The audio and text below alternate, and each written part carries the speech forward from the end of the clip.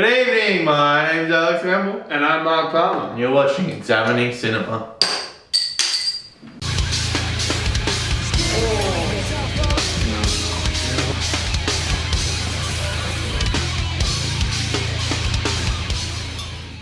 So Mark, we both love Star Wars, so I thought I'd treat us to a viewing of Ewok Adventure's Caravan of Courage. What did you think? Oh, mate. It's 10 times better than The Last Jedi. Actually, I threw up my mouth a little bit saying that. Yeah, no, it's... Alright, well let's start at the beginning. When I first started watching it, the visual effects and stuff obviously isn't of Star Wars quality, but they had like a lot of hand-me-downs from Return of the Jedi, all the Ewok costumes and a lot of sets and stuff. The matte paintings look good. So for the most part, I was surprised at how good it looked. If you can say good. I'm not going to say I was let down by anything visually. Yeah. That's as much as you could expect from a television movie made by fucking Lucasfilm, ILM and cash grab. Yeah. Wicked. Creech Claire. Goose Claire. Leave me there.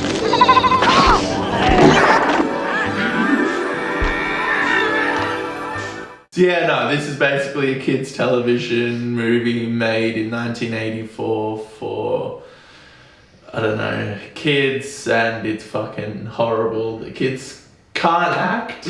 Oh my god, the acting was horrible. Like, neither of those children can, just a line. Neither of them got a lines. Dude, even the parents. Yeah, that's shocking. true. Yeah. Even in this first half part where they're looking for them, they're just like, I don't even remember their names. That's how good the movie was. The parents? No, the kids. Mason. I know Mason. Who's the other one? Who's the girl? Because that's what they were calling it. They didn't call for Mace once. Lindley. They're like screaming like the worst possible. Lindell. Like they weren't actually. Is that like they were concerned about the time? They didn't even check the ship because she was inside the ship. Yeah. Yeah, that's true, isn't it? Yeah. And where was Mace? Where did he go? Can you hear me? Endor! Mace! Did you find them? No, not a sign. The Ewoks wander into the ship and she's just chilling in a closet for something. Yeah, that's right. Because, you know, when a collision happens, a crash happens, kids teleport into closets. No. And then as for him, he's just gone and he rocks back up. He's got like a severe case of troll face going on. Well, this is what I thought, and this isn't politically correct, but I'm going to go there anyway because this has never been politically correct. But I feel like he's just on the borderline of Down syndrome. Like, if you look at him, his eyes are just a little too far apart, and he just a little bit. Yeah. Like, I wouldn't say he has Down syndrome, but like, if I was his parents, I'd be a little bit concerned. I mean, I was trying to be polite and say troll face. No, he's borderline retarded, let's be honest.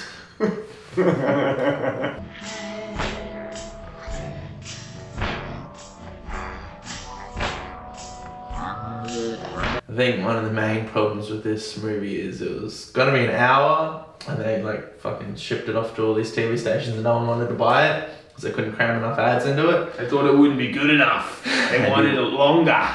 So yeah, they made it 2 hours so they could put more ads in it. So the whole thing has been stretched and padded out with fucking nothing.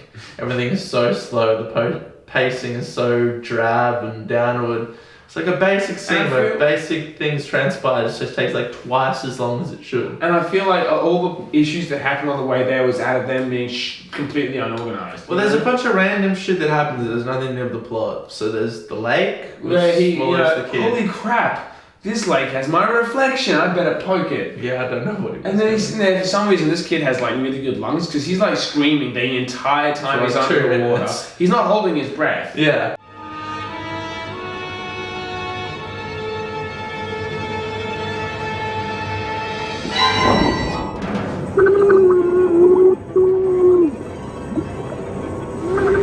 And the Ewoks are like, no, they're not that fast to act. Like, yeah, when she's like, hurry up, he's like,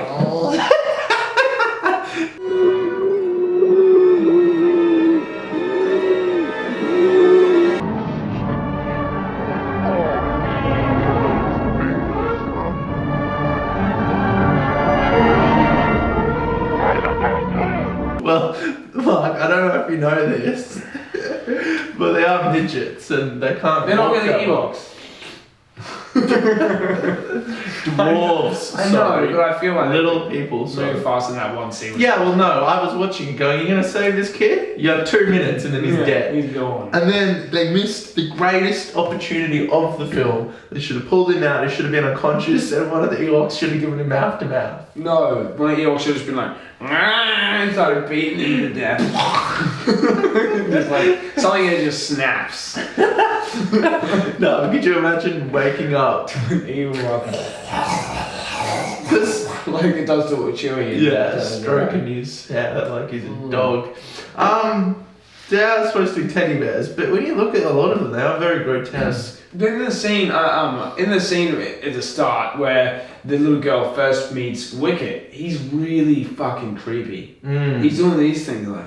Yeah, it was I mean, actually. it's supposed to be cute, I think, but it's terrifying. Yeah, well, I think a big part of it. Oh, I don't know. Well, some of them are made purposefully to look like kind of, rough around the edges. They got big bucky teeth and the big fucking eyes that don't blink and weird pug noses, and they're all fucked up.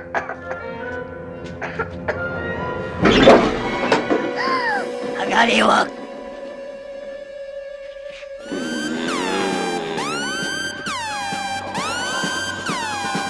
So, and the freakishly ugly one from Return of the Jedi didn't even make it into the Ewok Adventure. There was some seriously fucked up ones. Yeah, there were some Yeah, worse maybe. ones, so maybe they did vet some of the worst looking ones. But they remade the Chieftain one, I think.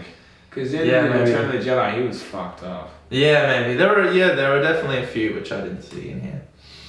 Yeah, there was like 5 of them. But I feel like half of the reason for making the movie was just, hey, we got these Ewok costumes left over. Yeah, I bet you all parents are going to buy this. It's Star Wars and it's Yeah. for kids. And we can make toys of it. Yeah. Can talk. Talk. Polka Star Cruiser. Choo. Crest. See? So this is set before Return of the Jedi, apparently, and there are several continuity issues with that.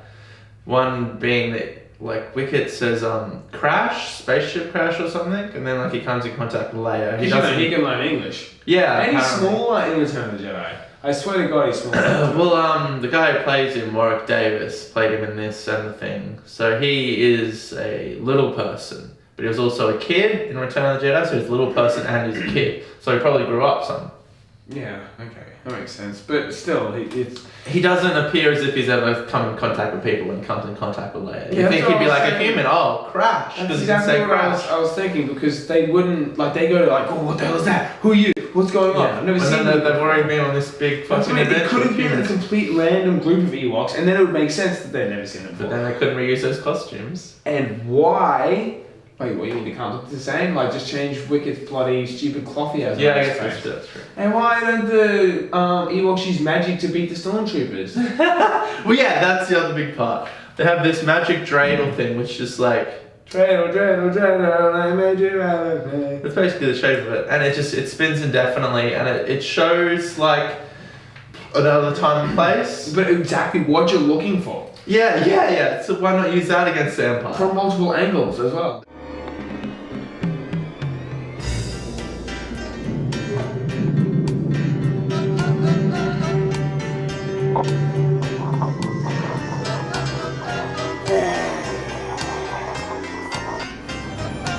That's Dad! Where is that? What is it? They have like a wizard Ewok who uses his magic to get down a big stalactite. It's Ewok force. Yeah, basically. They have all these things which they don't use against the Empire. Like, it can mind control that spider thing. That would have been really cool, mind control of Or Stormtrooper. something, no. But they throw rocks at them. Yeah. I throw rocks. And all of the story. No, that's all. We have to go for the traditional Ewok story where they tell before you go on your mighty quest. It's instead of sci-fi tropes, it brings up a lot of fantasy tropes. It reminded me a lot of Lord of the Rings in a lot of parts, actually. It's not well done. No. Not at all. There's a scene in Loch Lomond where Galadriel gives all the Fellowship all their items that come in handy later on throughout the journey, like a setup and payoff that happens in this. And a rock. Yeah, in this one the kid gets a rock and he's like, what the fuck, I don't need a rock. Stupid rock. Yeah, and then the rock comes in handy later on. Did you not think that maybe, even if it didn't come in handy, that maybe throwing away that rock in front of all the Ewoks could have caused them to go into a feeding frenzy and like slaughter you and your sister? Well, that would have been interesting. From disrespecting their culture. I would have enjoyed seeing that. I would have too. But that didn't happen. We got an hour and a half of... And then might have made a note that later on when the rock does come in handy, he's like, oh, good job, Wicket, you kept the rock. Because Wicket picks up the rock after he throws it. He's like, you saved the day. And then he turns to the guy and he's just like, oh, this is a stupid fucking rock. It's like, you just... Besides, it broke when he threw it the second time, right? Yeah, so why when he threw it the first time didn't it break open? And it started... Yeah, it's like a little arrowhead, which is a fucking, I don't know, a compass thing. Yeah, where did it go anyway? Oh, to the rock and he had to blow up the rock with his phaser.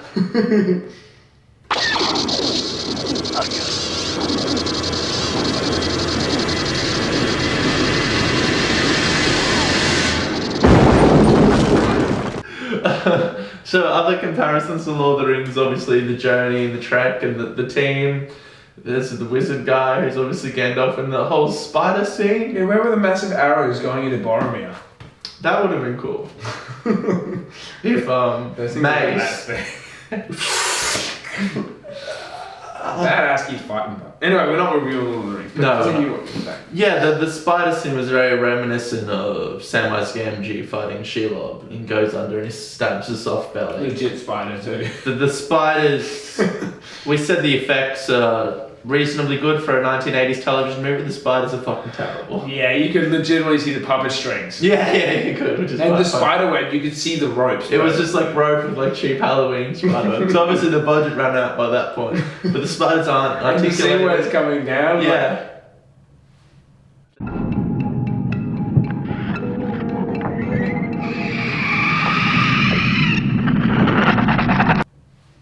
They barely move. And yeah, when they're attacking, it's like, oh. Like he's not moving his little teeth or anything, he's just moving towards them like this. He's like, and the leaves like, freaking out, just like. In reality, an actual spider attack, you'd be dead. They're fast as shit. They're so fucking fast. Yeah. So you ever tried to kill a spider? Write it down in the comments.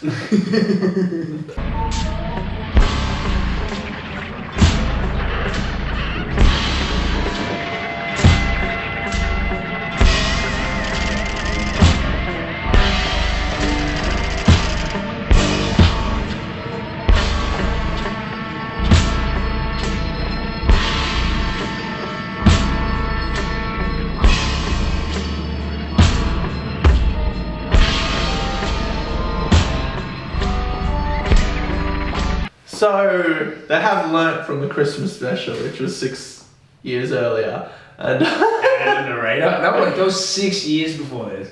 I believe so. Yeah.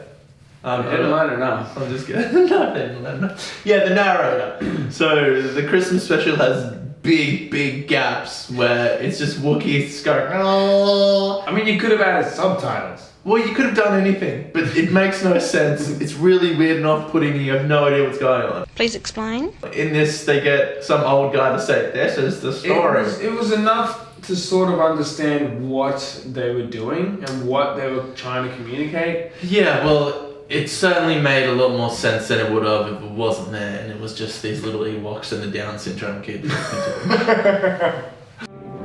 One tree in the primeval forest contains a special fluid which only Ewoks know. They have used it for generations to cure their ills.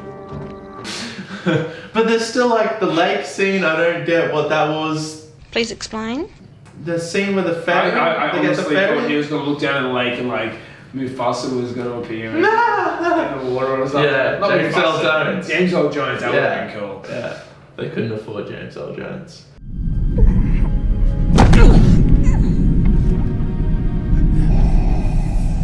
Be careful not to choke on your aspirations, Director. I think George Lucas should go back and do a special edition of this with all the CGI blinking eyes. Yeah, a remake. Wouldn't that be great? Throw some AT-ATs in the background. Yeah, that'd just be show the Empire like setting shit up in the background. Yeah, that would have been cool. Yeah, because you know, the first time I seen Jedi, I thought, oh, these Ewoks don't blink.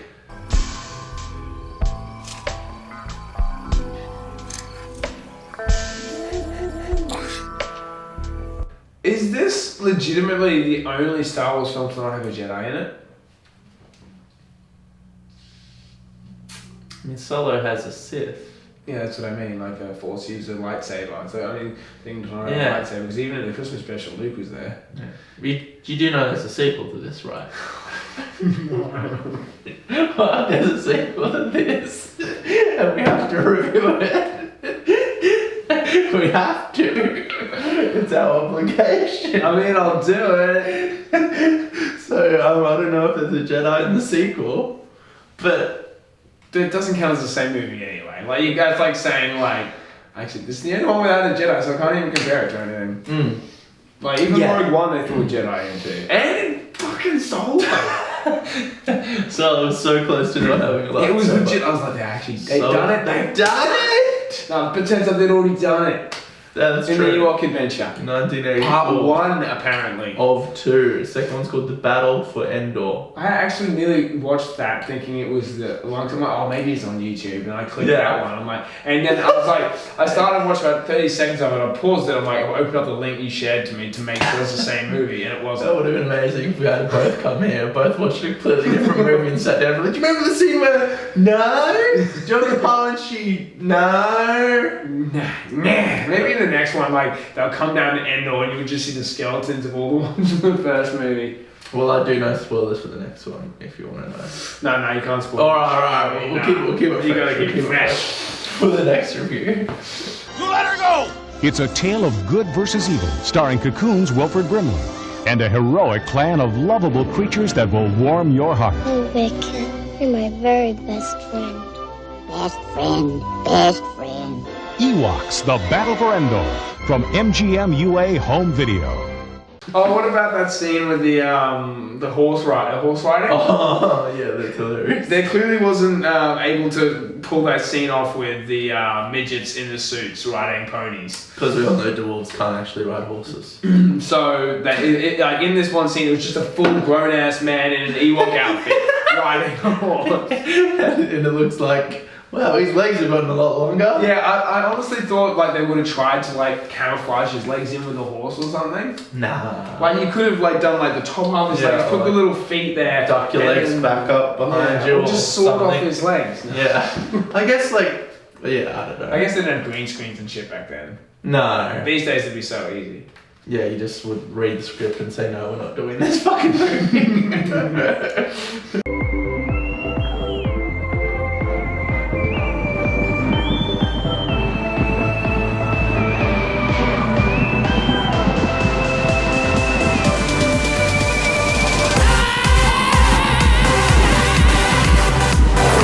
I'm sorry, Gavin, it's gotta do Did this. this movie make its money back? Because if that's the case, it did a better job than Solo.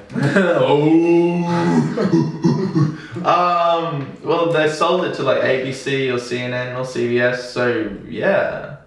They made a product, CNN agreed to give them a certain amount of money, that happened, they got enough money to pay back the budget, and yeah, apparently they... And now we have it. A stain on the star. Actually, I have plenty of stains now.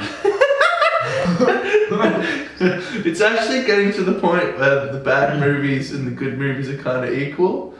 Yeah, I think there might actually be nearly more bad movies than good movies. There's the Christmas special, The Last Jedi, the Solo movie, Rogue One, obviously the two Ewok Adventures. There's 6. Yeah. So there's 7 good ones. Oh, but then again, the prequels aren't that good. Yeah, well, it depends. I still would consider them, compared to the trash we have now, they're good.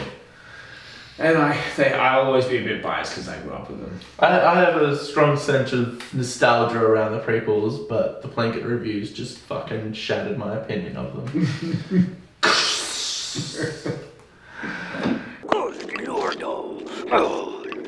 There's a sequence with like a pig bear creature and a stop motion animation, and it doesn't age that well. Reminds me of Gogs. Do you remember Gogs? I do remember Gogs. Oh, Gogs. Yeah. I don't know, was Gogs Australian?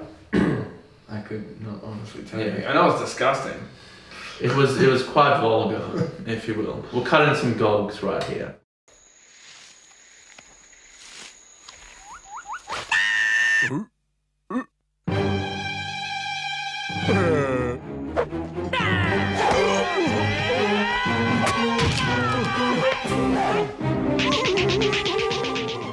The pig bear monster is like stop motion animation, and I just really enjoy that corny old school style of animation. It Reminded me of the warms my heart. Ghostbusters.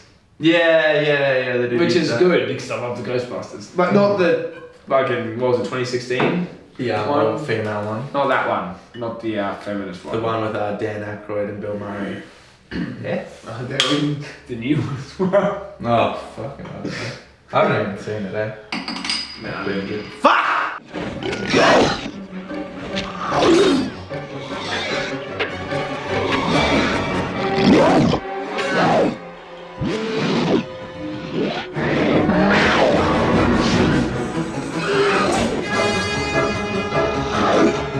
So I think the funniest scene is when...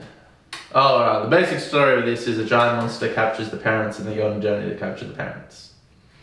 And the funniest scene is when the giant monster is fighting off the fairy, because there's a fairy. You know, it's Tinkerbell from basically from Disney and Peter Pan. Yeah. Disney does own Star Wars now, so they could actually integrate actual Tinkerbell into this without any copyright issues. Yeah. They should do that. Disney listening, that'll save Star Wars. CGI the eyes in, put actual Tinkerbell in, and release it. That'll make your money back that you didn't get from Solo. So rocks fall and crush an Ewok, and it's the one moment of joy I had in this film. Oh, now that scene brought back nostalgia from one of my favourite scenes in Return of the Jedi. When an explosion happens and two Ewoks are there, and one of them gets up and tries to wake up the other one, and it doesn't get up. He's like, It's dead, and he's just like, oh. God. That was truly an amazing moment in Jedi. It was a good scene.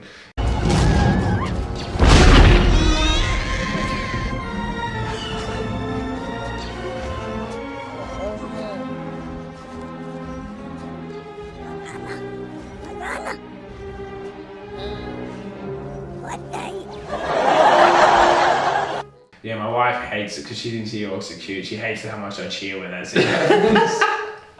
Yeah, and this moment in Caravan of Courage was a little glint. Because we were watching it with your daughter, and I was looking over to her expecting like, oh, she's probably going to be upset about this, but she wasn't. Well, the problem is, it is actually comical the way it's executed. And it's emotionless because that Down syndrome kid can't emote.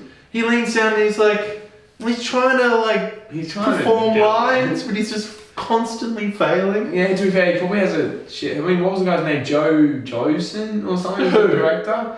Oh, Joe Johnson or something? I don't know. John Johnson? He worked in Ireland. He was like one of the special effects guys, and Lucas was like, Yeah, you can direct a movie. He probably wasn't even like directing the kids. Like, Or I think he was just like pulling his hair out, trying to get like good takes out of him, and just like sitting down with him, that they made giving him a big conversation. Yeah, he has Down syndrome. No, you sad, act sad, your friend's He legitimately said, sad, no, sad. You're gonna be okay, you're my friend.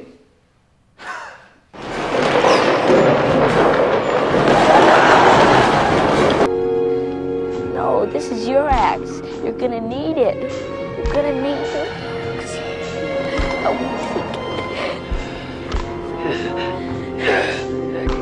No. No, please don't die. No. Goodbye. Thank you. Every time he delivers a line, it's just like that's how you chose to. I mean, I guess he's. It just doesn't seem like natural. It doesn't seem like you're watching a character. It seems like you're watching an actor trying to play a character. Struggle with his disability. It's actually a documentary about Down syndrome. Yeah, and how it's really hard. We're gonna get some hate for this video. We're hating on a lot of minorities, aren't we? Mace. Hey sis, how you feeling? Feeling a lot better? It hurts, Mace. hurts. What hurts? Everything. Wish Mommy was here to take care of me. Don't worry, I'll take care of you, Sindel. Mommy's just not here right now. Mommy and Daddy, where did they go, Mace? Why did they leave us? I don't know. So they come, they find the parents. The parents are suspended in a cage with a massive gap in it. I think they have a rope. The whole okay. So let's get a good view of this cage. There's literally the cage is designed so well that Mace can fit through the cage hole and get inside. And he can fit comfortably. Like the parents could have easily escaped. Gotta get out of here. If they wanted to. But they chose not to. They chose to stay in there and wait to be rescued. They set up the giant's axe and they use it as like a fucking seesaw? Yeah. No, a slingshot. Yeah, slingshot. Not really slingshot. What do you call it? A trebuchet. No, Catapult. catapult. Yeah. Not a trebuchet. That's like a more advanced. Yeah, trebuchet uses a weight and it actually swings the weight around and then flips. It's a very primitive catapult. The Ewoks jump on the other end and the kid flies up. Somehow it's all perfectly works. Yeah, no calculations. No. I mean, who would have wanted to see a thing of a Ewoks doing the math and that? Not me. Actually, no, I would have in the dirt. I would have I was already about to turn it off.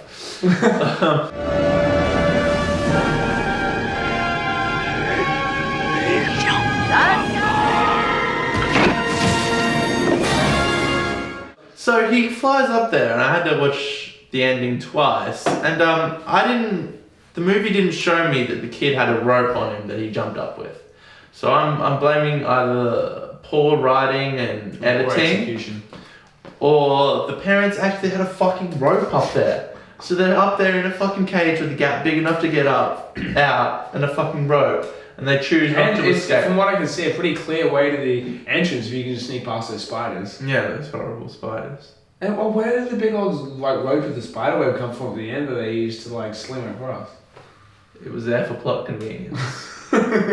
How did Old Mate get in? He didn't go that way, the giant. He didn't cross the spiderweb thing. Maybe there's another exit, I guess. Yeah, I mean, and to get the parents, there's no way they wandered into the cave looking for their kids. No, he would have had to have left the cave to... I believe there's a scene where he captures them at the beginning. He does show up at the beginning at some point. So hard to remember because I tried to block all of this out. They vaguely see him walking through the forest, and that's about all you see. Yeah. So basically what I took away from it is that the parents are fucking lazy and scared and they made no attempt to escape even though they could have easily. Do you remember?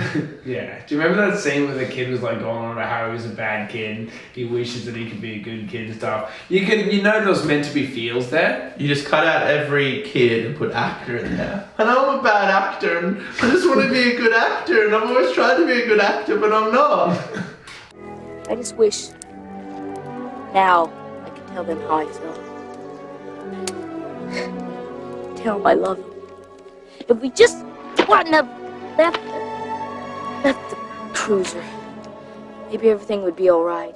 Was he in anything after this? He was in the sequel, Mark. Is he seriously in the sequel? Yes! It's not a new cast. No! It picks up right from where this one left off. Because they defeat the monster and then they don't get off the planet. I know, I just thought that was going to be one of those amazing things that just never got answered. The story that doesn't conclude and I'm happy not to see the conclusion. Yeah, that's not a common thing. Yeah, but no. But I would have been happy. Thank you so much, Lucas, for bringing out a second one. He did do the story, apparently. It's like written by blah blah blah, story by George Lucas. He signed off on this one, not on the holiday special, but he signed off on this one, Mark. I feel like I was just signing off for, I'm going to get lots of money for this. Yeah. He didn't really give a shit because he's not directing it, so... Oh, well, he definitely didn't pour any, artistic merit into this. I mean, you look at the original trilogy, and this is the next Star Wars film. Yeah, it was. Yeah, it was 6 years before was the Christmas. Yeah, the Christmas special was before Empire. What was it, Life Day, it was called? Yeah, the Christmas is Life Day, because they don't have Christmas in Star Wars, but they have Life Day. No Christ, except for Anakin. Yeah, Anakin Day. Day in a day. Actually, that could have been like a holiday in the Empire. Yeah, that makes sense. Palpatine Day. I don't think Solo and that would have been. But we get a day off for the Queen, so why wouldn't they get a day off for Palpatine's birthday?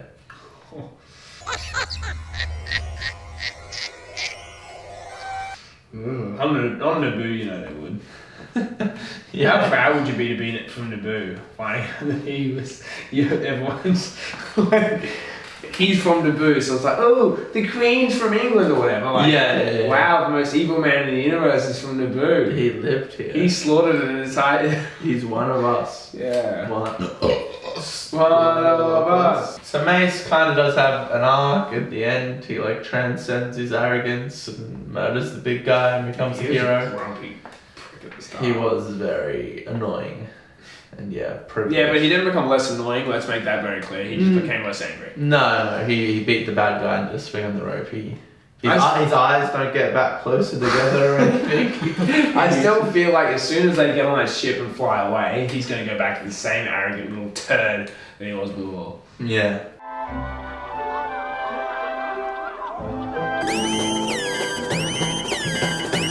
So yeah, in conclusion, I think in 1984, this would have been a relatively interesting watch for like kids under 6. But I think nowadays it's so slow and drab and nothing happens. Kids don't have that much of an attention span these No, days. media for kids these days are like my There's daughter. not movies for us. Yeah, you can't watch like a grindy atmospheric movie these days. Blade Runner 2049 was one of the few exceptions to that in the last 10 years. But yeah, my daughter watches like Angry Beavers and Adventure Time and SpongeBob SquarePants. So yeah, she's used to like quick paced action shit happening. And she did sit there and watch the end. I'll cut in her opinions now. She didn't really offer much to it. Was it good? Did you like it? She's kind of pretending to be a monster. She liked the monster. So Bubby, what did you think of Ewok Caravan of Courage? I like to be a monster. What did you think of the movie? Good. Did you think it was scary? No. Did you think it was poorly executed? No. Did you like the little girl character? Yeah. Did you like the Ewoks? Yeah. Okay, what would you give it out of 10?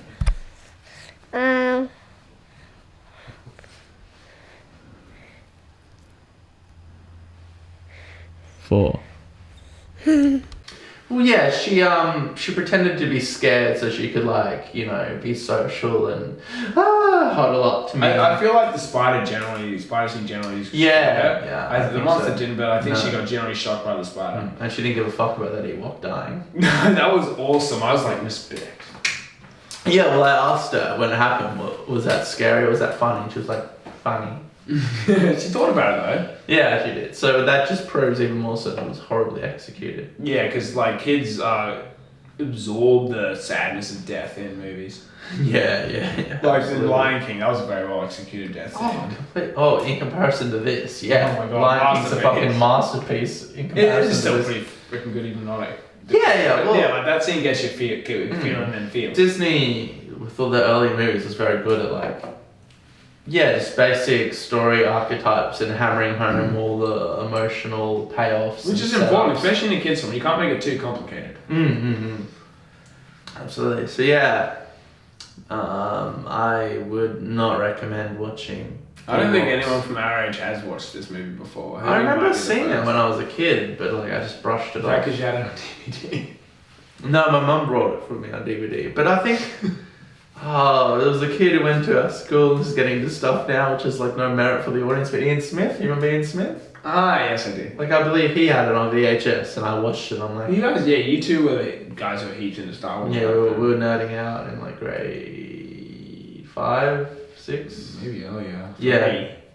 I don't know, when did Phantom Menace come out? 99. Yeah. 4. 7, I was in grade 1.